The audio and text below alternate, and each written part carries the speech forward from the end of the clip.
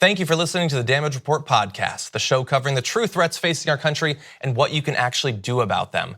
You can support this free podcast by leaving us a review and giving us a 5-star rating on Apple Podcasts or wherever you happen to be listening to it. Every review helps more people discover the show at no cost to you.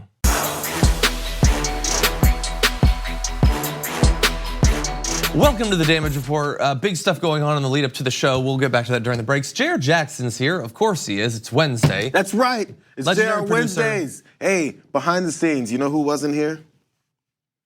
No, we were here on time. This is definitely what we need to be talking about right now. Anyway, the show is here. That's what's important. We'll have a couple of guests for you a little bit later on.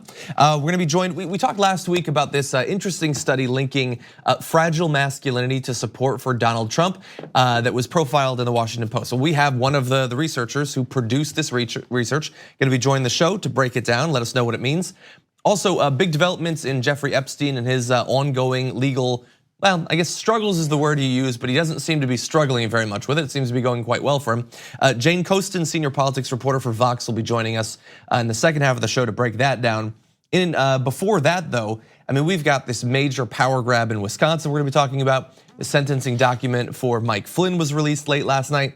Lots to get to. Can I say my favorite story today? I'm curious. I hope we do get to it. I hope it didn't switch up or anything on me. The way people speak to minorities. We do have that. Based off of their potential internal biases and what they think they're really doing to help the situation.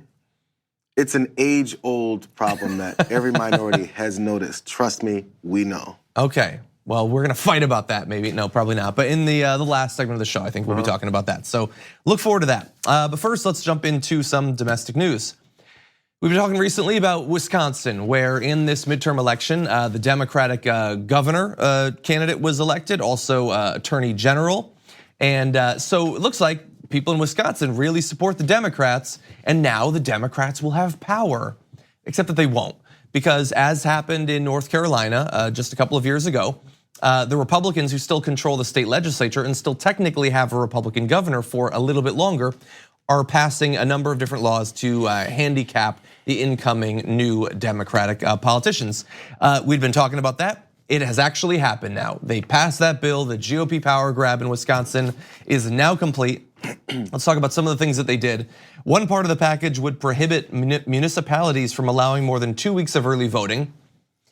And the weird thing is, in America, you can cut down the amount of time people have to vote, and you don't even have to debate it. You don't have to answer for it. You can just pass a bill that says, I don't want people to vote. I don't want it to be easy. I want it to be very, very difficult. I want as few people as possible to vote. And that presumably won't hurt them in future elections. There won't be ads attacking them. Yeah.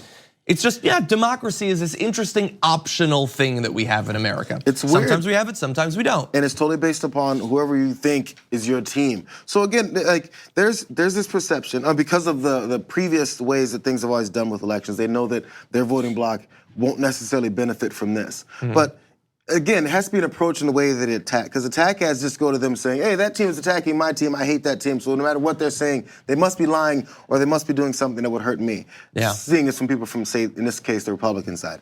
The approach, I think, and I don't know if it's catering too much to idiots, but the approach can then be, hey, you know what they're doing to you, Republican voters? They're keeping you from voting. Like, don't even say it like and they're coming after it, if the attack ads come that way, which those don't even come. First of all, the attack ads don't even happen. But if you at least go with hey, this is what they're doing to you, the narrative has to become these Republican officials, representatives, don't actually represent even you, because they still think they're being represented somehow. Yeah. And I don't know how, well, I do know how, because we're not letting people know how much they're actually not being represented. Everyone should have the ability to vote. It's not a Democratic, oh yeah, we want our liberals to come out and vote, not the Republicans. No one ever says that. Well, and hopefully people should care about that. One of the reasons you don't have the ads is, as incensed as we might get about these sorts of things, or voter ID and all these different measures, voter suppression, voter purges, all that.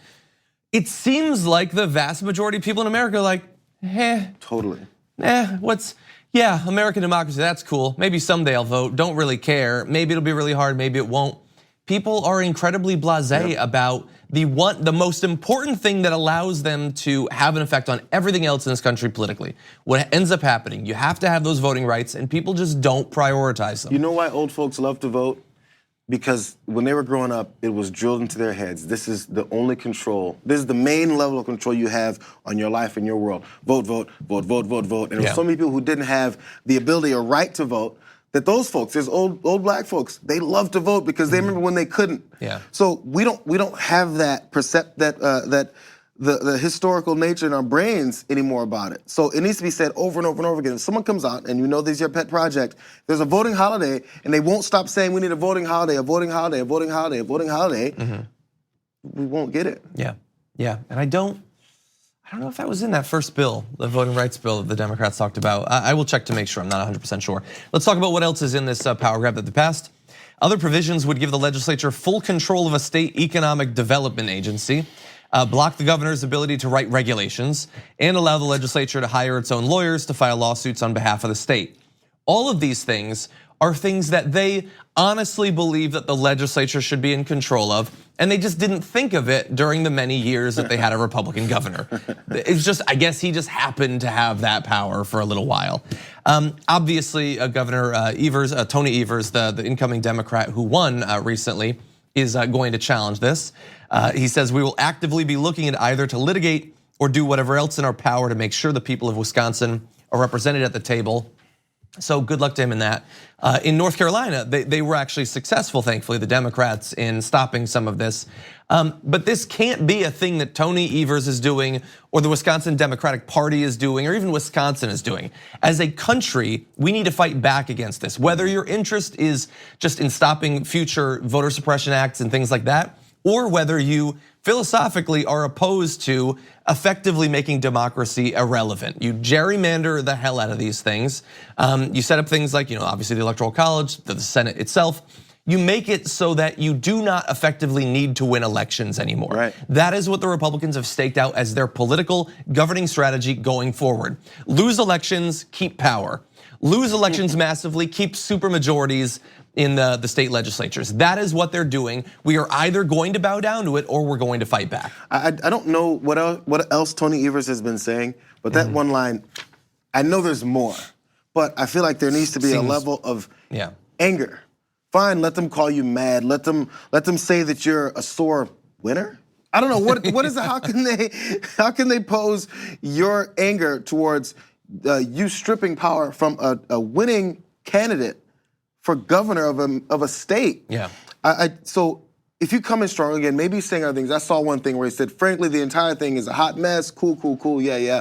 But when saying, we're gonna look into some things. I can remember the quote exactly. We're gonna look into some things and decide what we can do, potentially legislatively or whatever he said. Yeah, or a court challenge, which is most likely how this will go. Sure, but you know what? Continue to tell the public this is messed up. They're anti-American. This is unpatriotic thing to do. Like, this is what they're up to. This is what the governor, why we just kicked him out. Yeah. Because he doesn't love America. Yeah, it's ridiculous. I mean, people have been talking about, like, it's something that in the past we haven't really had to think about, but lame duck sessions are kind of interesting. It's like effectively, if you have enough of a wave election, like the people have been pretty clear that they don't support you, but you have this last chance to shape things in your favor. And just imagine, like, if through all of this conversation, you still think this isn't a big deal, imagine if you heard this was happening in another country, that someone had won and then they just drastically stripped their powers at the last moment. Like, would you actually think, yeah, that is a strong functioning democracy in that other country? I don't think that you would. We used to be able to point out and say we don't do things like that. Exactly, we do, unfortunately. And thankfully they fought back in a couple of instances. Hopefully it will succeed in Wisconsin as well, the fighting back. Okay. Throughout the week, we've been checking in on the process where these new incoming freshmen congressmen and women, what are they actually doing before they get into office? And thanks to people like Alexandria Ocasio-Cortez, we have a lot more access and information in that process, and also how some of them, this new fresh blood, is going to be changing things a little bit. And so you're seeing down there in that lower third talk about intern pay. Interns around the country are obviously paid horribly a lot of the time.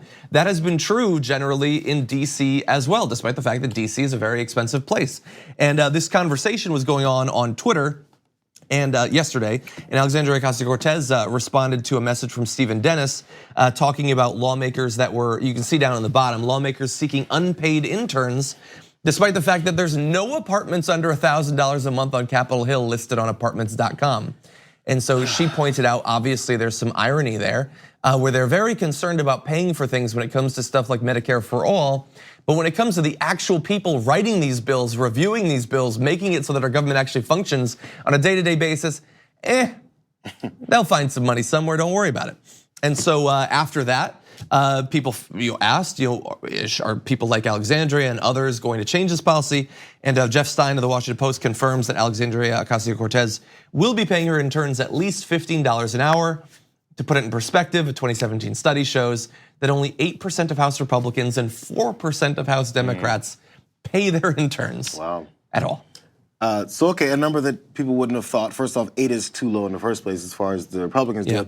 But Democrats just in half of that number. Yeah, I mean, both are terrible. It's terrible. So okay, so you know what else this does also? In order for someone to be able to be an unpaid intern and work for a certain full-time a lot of times, which they have to do, they have to have money coming from somewhere. I don't care if the apartments aren't under $1,000. Hey, you can say there's no apartments listed in the DC area that are under $200 a month. You know why? Because zero is also less than $200 a month. So it's weird. If you pay them nothing, they can't afford anything. It's weird that the $1,000 was the number. Why is that even a number basis? Well, they can't afford anything unless they have some money, or they're rich. And where rich might they have, exactly, parents. They come from a rich so family. It continues to say, hey, Congressman, Senator, whoever, hire my kid. Because, we have a relationship. It continues that same corroding relationship that we've always had. Yeah, you look at the greatest example obviously is when, Paul Ryan will pose in front of all of the interns for the Republican Party, and it's like, they all look kind of similar. Why is it that you get certain types of people? Yes, in that example, it's going to be an ideological thing,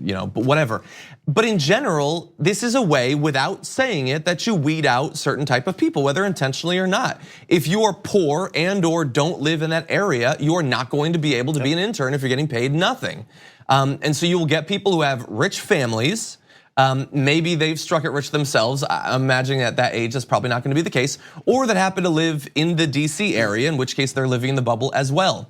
So credit to Alexandria Ocasio-Cortez for changing this, making it possible for a more diverse representative sample of people, including people, by the way, from her district in New York, to actually be able to be interns. Weird how that works. How would those people, under Joe Crowley, I don't know whether he paid his interns, maybe he's part of the 4%. How would anyone from his district be an intern in DC if you're paying them $0 an hour? It's impossible. What are they doing, a GoFundMe? It can't actually happen. So this is a good, necessary change. Hopefully her putting pressure on this will put pressure on others to do the same. Can I call out one thing? I know we're up against it. Chuck Schumer had, again, Democrat, had an ad out for an unpaid press intern. The posting he put out said, seeks full-time unpaid interns in DC starting in late December or early January. Part-time interns will be considered, but candidates with full-time availability will be given preference. Yeah, we need you to work more. It's preferable that the candidate can continue to work through the fall and into May. Unpaid from the end of this year up and through May. We're gonna give you that. And then when they ask, hey, you're not gonna pay anybody for this whole time working for Chuck Schumer, one of the biggest names in all of politicians right now? A spokesman said, we posted that erroneously. Eligible interns would get stipends in January of maybe $10 to $15. So what happens from December to January? We need to talk about a relatively new show called the Republic, or UNFTR. As a Young Turks fan, you already know that the government, the media, and corporations are constantly peddling lies that serve the interests of the rich and powerful. But now there's a podcast dedicated to unraveling those lies, debunking the conventional wisdom. In each episode of the Republic, or UNFTR, the host delves into a different historical episode or topic that's generally misunderstood or purposely obfuscated by the so-called powers that be, featuring in-depth research, razor-sharp commentary, and just the right amount of vulgarity. The UNFTR podcast takes a sledgehammer to what you thought you knew about some of the nation's most sacred historical cows. But don't just take my word for it. The New York Times described UNFTR as consistently compelling and educational, aiming to challenge conventional wisdom and upend the historical narratives that were taught in school. For as the great philosopher Yoda once put it, you must unlearn what you have learned. And that's true whether you're in Jedi training or you're uprooting and exposing all the propaganda and disinformation you've been fed over the course of your lifetime. So search for UNFTR in your podcast app today and get ready to get informed, angered, and entertained all at the same time.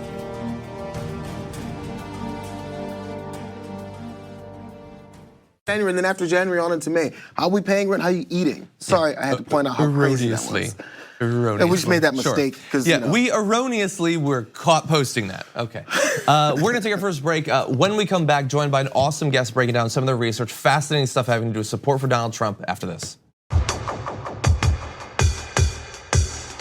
Last week on an episode of The Damage Report, we talked about a very interesting study profiled in the Washington Post having to do with men who are uncertain in their masculinity and support for Donald Trump. So I'm very excited now to welcome to The Damage Report Eric Knowles, social psychologist at NYU, lead researcher on that study. Eric, welcome to the show.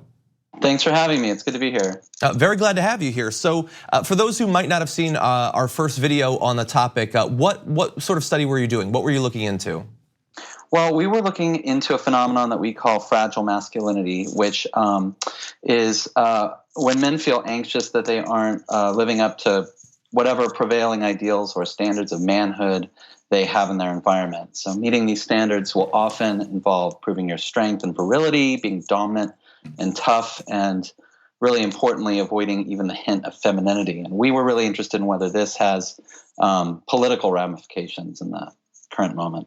So how did you look into that? And what were your findings when it comes to support for an example of a man who at least asserts to be very high in all these different measures when it comes to being a real man, Donald Trump? Right. So the way we measured this, because we didn't think we could just straightforwardly poll men about their insecurities. So we used a publicly accessible tool called Google Trends that allows you to compare the popularity of different Google search terms in different regions of the country. And based on our sort of theorizing, we thought searches for topics like erectile dysfunction or hair loss or testosterone or Viagra might tend to be more popular in areas where men are experiencing a sense of fragile masculinity. And what we did was we used search volumes in different areas for these terms to predict how well Donald Trump did and how well more recently Republican House candidates did in actual elections in those areas. And I want to make sure that people understand. So what you found, you did control. You looked at other elections. That this was not. I mean, you found obviously greater support for Donald Trump, but this wasn't just a Republican thing, right, or just a conservative thing. No, and we didn't really know what to expect in that sense. What we found was that if you look back retrospectively and try to predict how well Mitt Romney did, how well John McCain did before that, using these search terms, you don't see any effect. But when it comes to Trump, we see a really robust correlation between the popularity of these search terms in a region and how well Donald Trump did in that region. And importantly, we're able to control or adjust for other factors like the average age of the men in that region, or the ethnic makeup of men in the region, or the rates of college education in the region. So we controlled for a lot of other factors to try to isolate what we think is a really interesting effect. Okay, so very interesting study. I would like to learn more about fragile masculinity. For those in our audience, I'd like them to learn as well. So I am curious, in other work around this topic, we know now, apparently it can predict some support, or at least there's evidence that it can predict some support for Donald Trump. Are men who are feeling this, are they more likely to support certain types of government policies or hold certain political or ideological values? Well, there's some great research in other labs. Like there's a sociologist, Rob Willer at Stanford, who's taken an experimental approach to this and actually exposed men to masculinity threats, and found that when men in his studies are exposed to masculinity threats, they will embrace kind of more bellicose foreign policy attitudes. He found when the study was run, for instance, that it increased support for the Gulf War. It tends, it seems, across a lot of studies, both experiments and survey type studies, to lead fragile masculinity to lead to embracing more sort of right-wing, more kind of authoritarian policy attitudes and sort of foreign policy of a kind of dominant nature. Okay, I can certainly understand the connection there. Do we, at this point, do you know, Are some men just fragile in their masculinity and others aren't? It's sort of a free-flowing, random thing, or do we have some idea of what can cause certain men or groups of men to begin to feel this way? I mean, that's a really great question. I don't think it's just a random thing. I think that I think when you get down to it, it's cultural. That some men are exposed to really stringent and almost unattainable ideals of what it means to be a man. And it's almost inevitable that men who exist in that kind of cultural setting are going to be more likely to feel insecure about how well they're doing because the standards are so high and so inflexible. And I want to be really clear that I don't think that men in areas of the country where these searches are popular are intrinsically any different from any men anywhere else. They're just normal men who are sort of contending with these really unattainable ideals of manhood.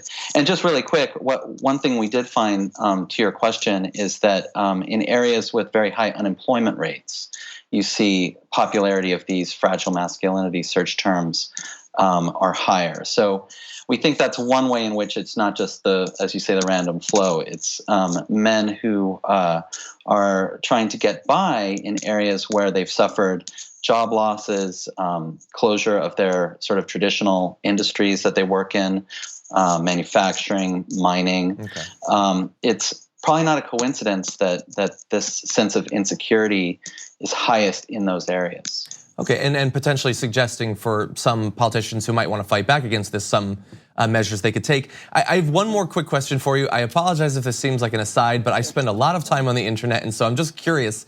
I have noticed that one of the big insults coming from right-wingers over the past few years has been cuck.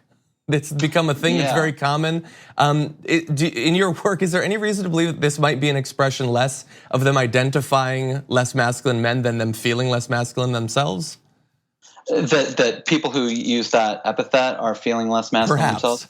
I think there's a connection. Obviously, that comes out of the sort of more racially tinged right wing.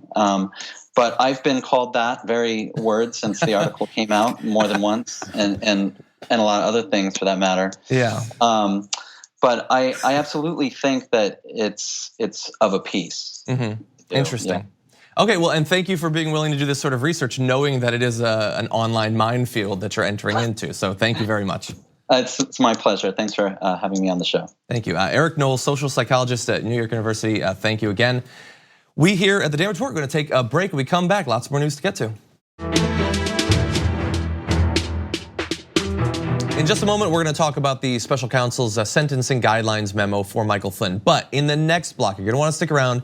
Senior politics reporter for Vox, Jane Coaston, is going to be joining us, breaking down the latest and some of the history, in fact, on the Jeffrey Epstein continuing scandal. It is some dark, dark stuff, so you're not going to want to miss that. But first, Mike Flynn. Throughout yesterday, we knew that the special counsel's office would be dropping a sentencing guidelines memo for Mike Flynn. Remember Mike Flynn? He hasn't been in the news recently, but there's so many people, you just forget, you lose people in this scandal. But yeah, he lied to the FBI, he was one of those.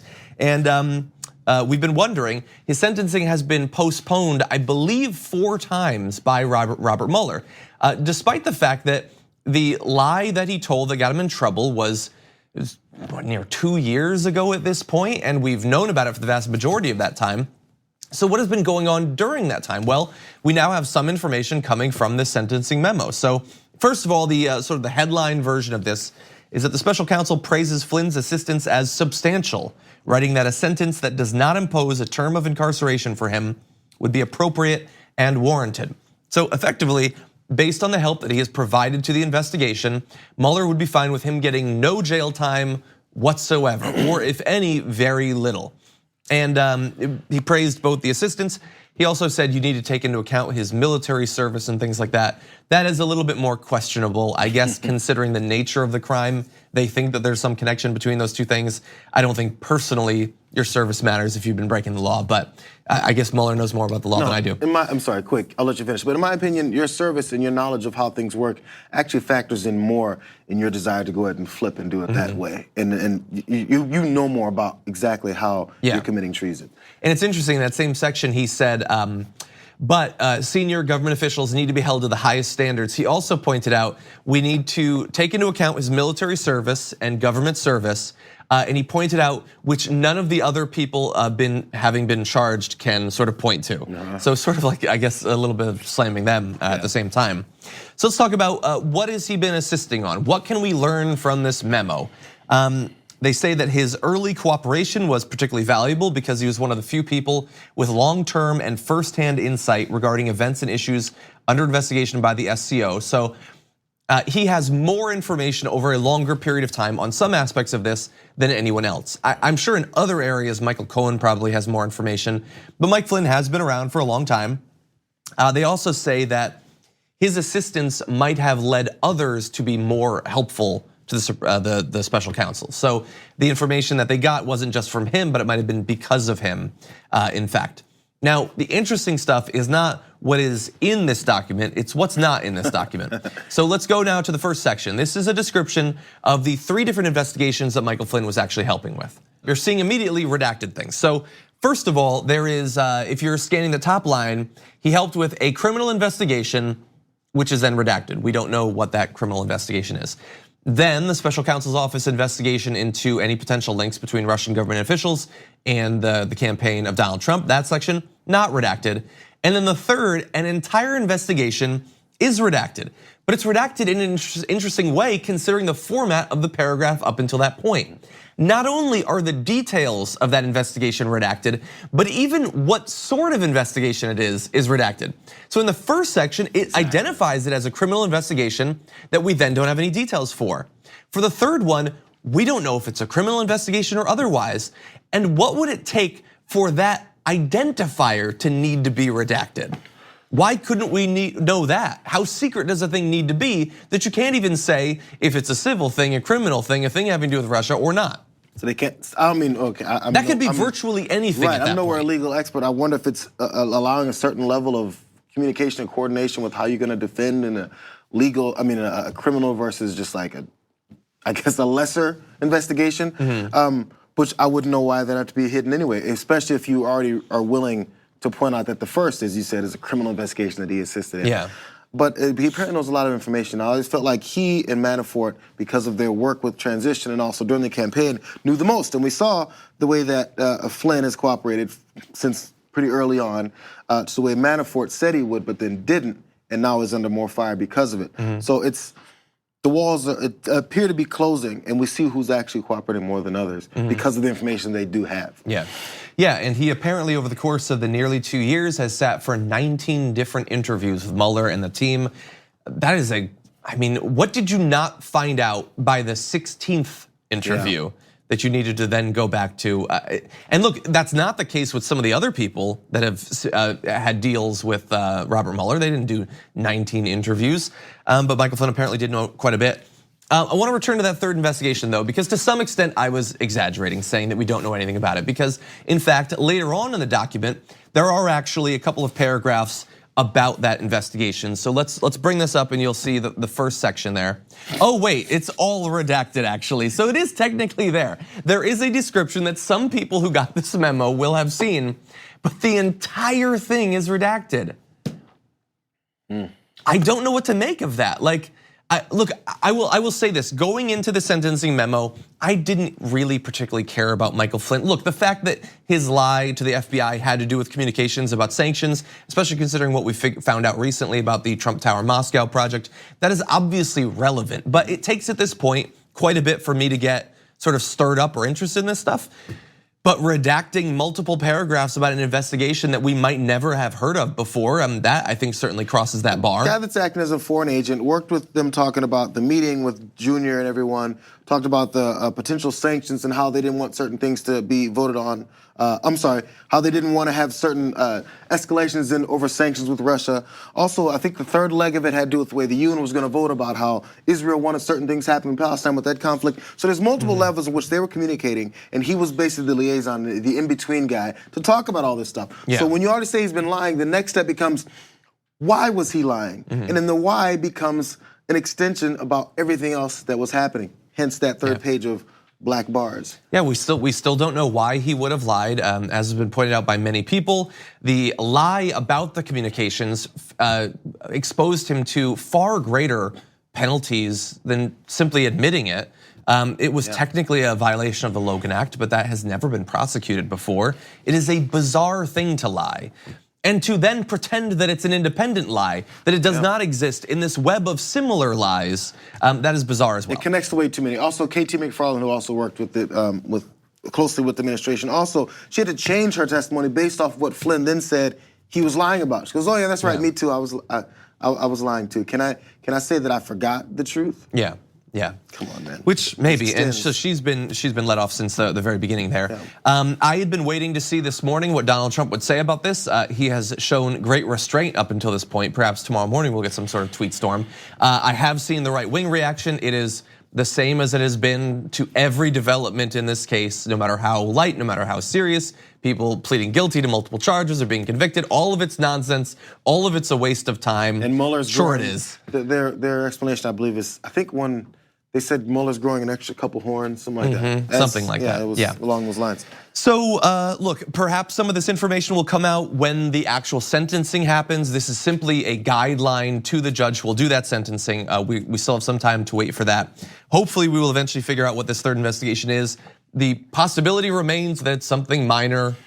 I don't know why you would black out the entire thing if that was the case, but I'm just gonna put that out there as a possibility, trying to be super fair on this. That said, we're gonna take a break. When we come back, Jane Coaston is gonna be joining us. Jeffrey Epstein, what did he do? What penalties did he get? What has he avoided so far? And where do we go from here after this? Infamous money manager, Jeffrey Epstein, back in the news this week. Ongoing legal struggles having to do with his cult of sex trafficking, bizarre stuff, complex settlement reached this week. Very happy to be joined now on the show, Jane Coaston, senior politics reporter for Vox, to help break down all this. Jane, welcome to the show. Thank you so much for having me. Great to have you here. So look, Jeffrey Epstein is not someone that we've talked about very often on the show, and his legal struggles go back a number of years. You've written recently on Vox about it. Can you break down what exactly it is that he's alleged to have done and what penalties he's served up until this point for it? So the best way to just explain this is as Joseph Reccari, who is the lead Palm Beach detective investigating Jeffrey Epstein in the early 2000s, called it a sexual pyramid scheme. So basically what Epstein would do is he would pay young women, and when I say young women, I mean girls around the age of 14, to come over to his home and give him massages, which then turned into sexual activity. And the girls who were not willing to do so, he would either throw them out of his house or be like, look, I'll give you money if you bring me another girl. So at a certain point, we got to around 80 women who were identified of being victims of Jeffrey Epstein. One quote said that Courtney Wild, who was among these girls, said that she recruited 70 or 80 girls for Epstein. He told me he wanted them as young as I could find them. He wanted as many girls as I could get them. It was never enough. And this is happening to like 13, 14-year-old girls. And this appears to have been something that Epstein, who he's now 65 years old, he's been described as, you'd use the term money manager, but it's interesting because a lot of people were, even before any of these allegations came out, there's a great 2002 New York Magazine profile where it kept comparing him to the Wizard of Oz or to Jay Gatsby from The Great Gatsby, in that like no one was really sure how much money he actually has or what he actually does. But he basically collected a number of like famous friends to kind of protect him and shore him up. And those have included, both Presidents Donald Trump and Bill Clinton, and former Harvard professor and now and famous attorney Alan Dershowitz, who was on his defense team during the 2005 investigation into Epstein's actions. And so I'm glad that you brought that up. Very briefly on the Dershowitz. So while Epstein was getting all of these massages, Dershowitz apparently partook as well, correct? So that's complicated, actually. Alan Dershowitz actually just wrote a letter to the Miami Herald saying, like, none of this is true. I absolutely was not involved in any of this. And, he said that the person who made that accusation is lying, and he would like her to make those accusations in court so that he could sue her. But and he said that he can produce dates and times to indicate that they were not in the same place at the same time. But Alan Dershowitz is also the same person who, in around 2006, 2007, when this lawsuit, the first investigations are going on, the FBI is looking into this. He's the one who's trawling these girls' MySpace profiles to basically find ways to discredit them. And again, keep in mind, these girls, Jeffrey Epstein largely went after girls who were in troubled situations, and several of his victims eventually, one girl later died of a heroin overdose. Wow. So, he was looking, this legal team is basically going after these girls to attempt to discredit them, while Epstein himself, I want to read this quote. It was a known quantity again that Jeffrey Epstein had a thing for young girls. And I want to read a quote from Vanity Fair columnist Michael Wolff, who described flying on Epstein's private plane in the 1990s and says that, he was followed onto the plane by, how shall I say this, 3 teenage girls, not his daughters, who were model-like. And Wolff added, he has never been secretive about the girls. At one point, when his troubles began, he was talking to me and said, what can I say? I like young girls. And I said, maybe you should say, I like young women. Okay, very uncomfortable quotes there, especially for a guy who, as you pointed out, is now 65 years old. Yep. So I want to focus on a couple aspects that just shocked me, as I guess I'd either forgotten, but back during the initial case, because we've had multiple sort of different legal strands going on. So first of all, what time in jail did he actually spend? Like for what you've described is some of the worst activity that I've ever seen. I mean, people have gone down for photographs or sleeping with one woman. Like he had dozens and dozens. So he served, and I'm going to say 13 months in jail, but it's important to note that according to the Miami Herald, that jail term was spent in the private wing of a Palm Beach County jail, and he was granted work release to go to a comfortable office for 12 hours a day, 6 days a week, despite the fact that technically Palm Beach Sheriff's Department prohibited work release for cases of sexual assault and abuse. That is amazing. So he basically, I think a lot of people, because the deal that came up was made with a close counterpart of Donald Trump, and that is Alexandria Ocasio. So he was the U.S. attorney in Miami, and then was apparently floated to replace Sessions most recently, but now after the story, they've said that's not going to really be an option. But he struck this deal with Jeffrey Epstein, and let's keep in mind that the FBI was investigating. They decided they were going to expand the investigation because they believed that they would be able to find hundreds more victims from across the country. And because Acosta set this deal with Jeffrey Epstein, that never happened.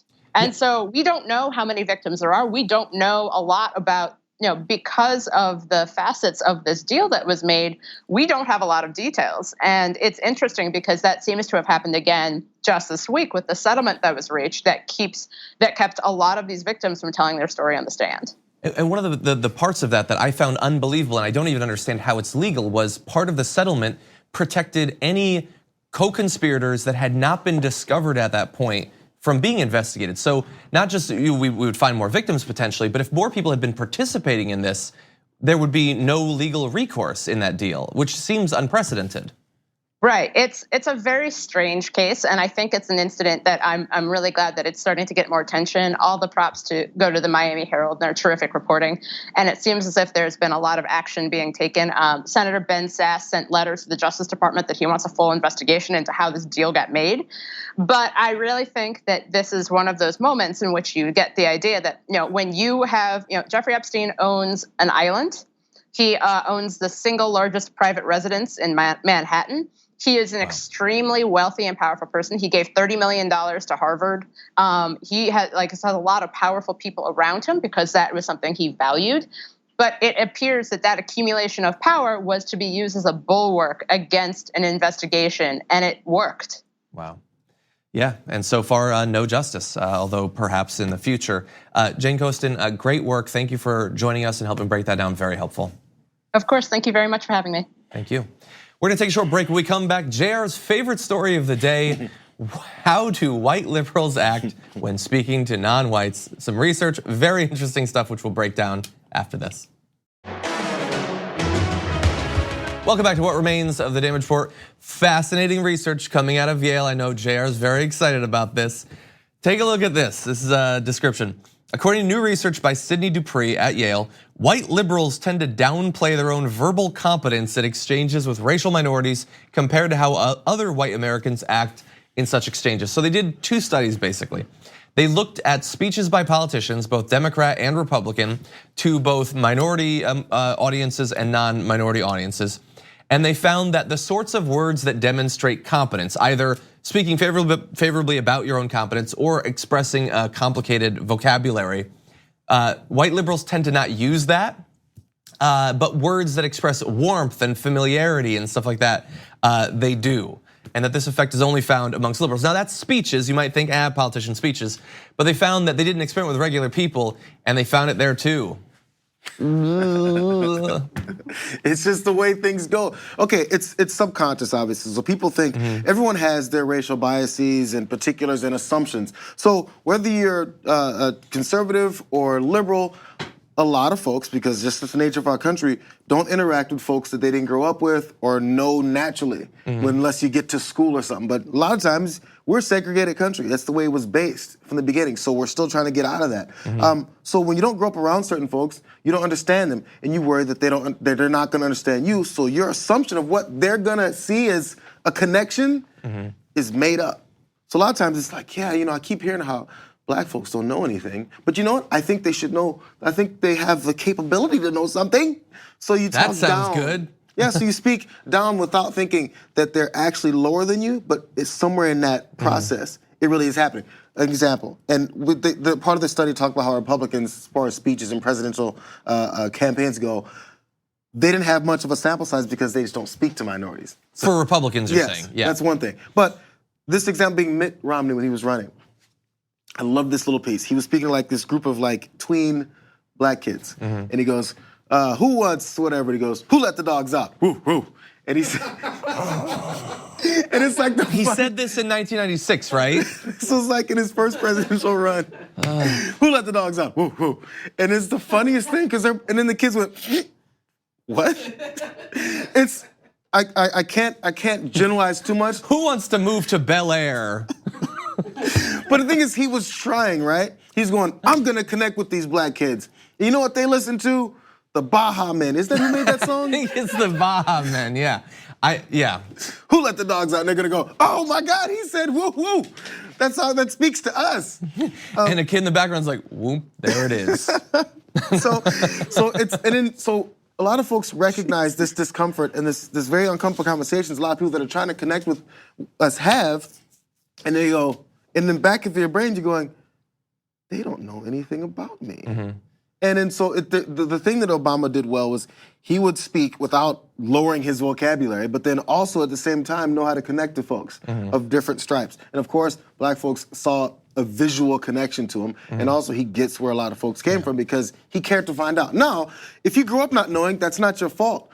But the point is, if you're a politician, if you're trying to connect with people, what you do is you go and connect with them, find out what their life is really like. That's why they made fun of him for being a community organizer. Can't believe he went in the communities and organized and spoke to people and found out what they're really about. Most politicians tell you, this is what American people want, when they've never spoken to any American person that wanted any of that stuff that they said they wanted. And most of them are barely an American or a person at that point. Ted Cruz, I'm looking at you.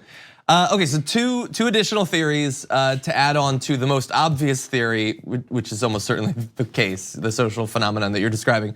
One is, I wonder for the speeches, this wouldn't affect the regular people, but I wonder for the speeches, you know how politicians act when they go to the South? How all of a sudden they have accents? Yeah.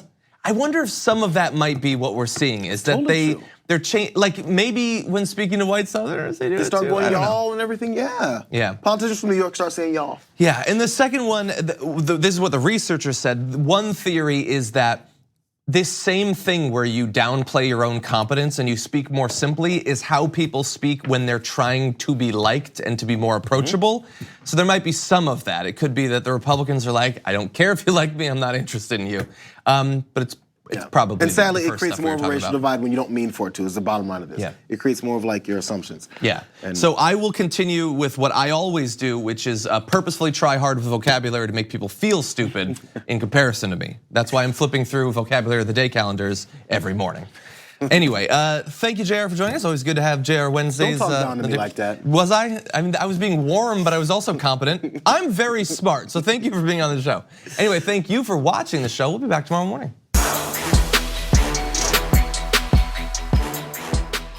Thank you for listening to the Damage Report podcast, the show covering the true threats facing our country and what you can actually do about them. You can support this free podcast by leaving us a review and giving us a 5-star rating on Apple Podcasts or wherever you happen to be listening to it. Every review helps more people discover the show at no cost to you. Thanks for listening to the full episode of The Damage Report. Support our work, listen ad-free, access members-only bonus content, and more by subscribing to Apple Podcasts at apple.co/TYT. I'm your host, John Adarola. I'll see you soon.